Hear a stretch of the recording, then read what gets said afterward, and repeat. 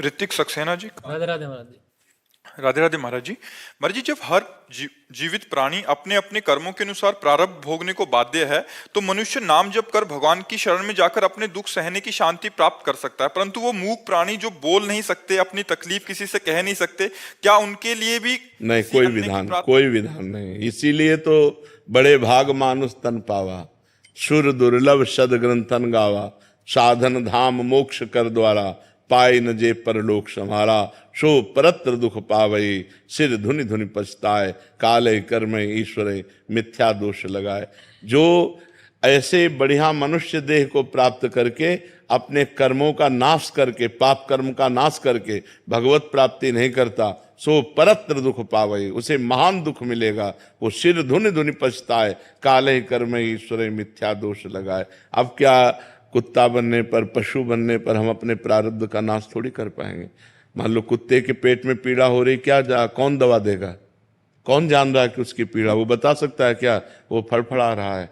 कितने ऐसे जीव हैं जिन तक हमारी पहुंच नहीं है और उनको शारीरिक पीड़ाएं हैं, उनको प्यास है, उनको भूख है, उनको कोई बीमारी है, कौन देख पा रहा है? भोगना ही भोगना है, केवल भोगना है, तड़प तड़प के मरना है, कोई सहयोग देने वाला नहीं है।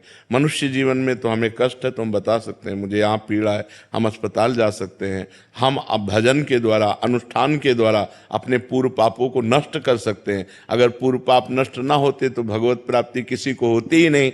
इसका मतलब पूर्व प्रारब्ध मिटता है, लिखित मिटता है, तभी तो हम जाकर के नए प्रारब्ध की रचना करके भगवत प्राप्ति करते हैं। ये सुअर कुत्ता बनने पे नहीं होगा, ये गधा ऊंट बनने पे नहीं होगा, ये मनुष्य बनने पर ही होगा। और मनुष्य जन्म मिला तो भूमि परत भा ढाबर पानी, तिम जीवई माया लपटानी।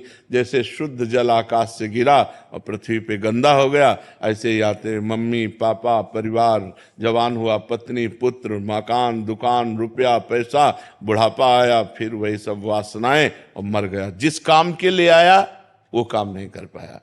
कर्म बंधनों का नाश करके भगवत प्राप्ति करने के लिए आया, वो तो हो नहीं पाया। सब का सब यहीं पड़ा रह गया और वो अपने कर्मों को लेकर यहाँ से चला जाता है।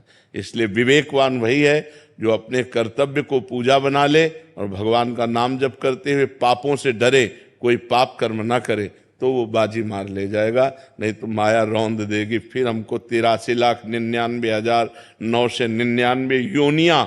जैसे एक योनि है सर्प, अब सर्प योनि में कोबरा है, दुमहा है, अजगर है, कितने प्रकार के सर्प हैं। एक योनि है सर्प। ऐसी 83,99,999 योनियों के बाद एक मनुष्य योनि जब होते तब उसे 84 लाख योनियों में। ऐसे ही हमको अन्य योनियों के विभागों में कब तक भटकना पड़ेगा, जब तक मनुष्य शरीर मिलकर के हम भजन नहीं करेंगे। तो अभी हमें मिल गया है, अब हम सही चलें, पापाचरण न करें, शराब न पिएं, मांस न खाएं, पराई बहन बेटी की तरफ गंदी दृष्टि न रखें, चोरी न करें, हिंसा न करें, नाम जप करें, ईमानदारी से जो पद मिला है अपने पद का ईमानदारी से प्रयोग करें समाज सेवा के लिए। बढ़िया मंगल में पूजा हो गई भगवान की।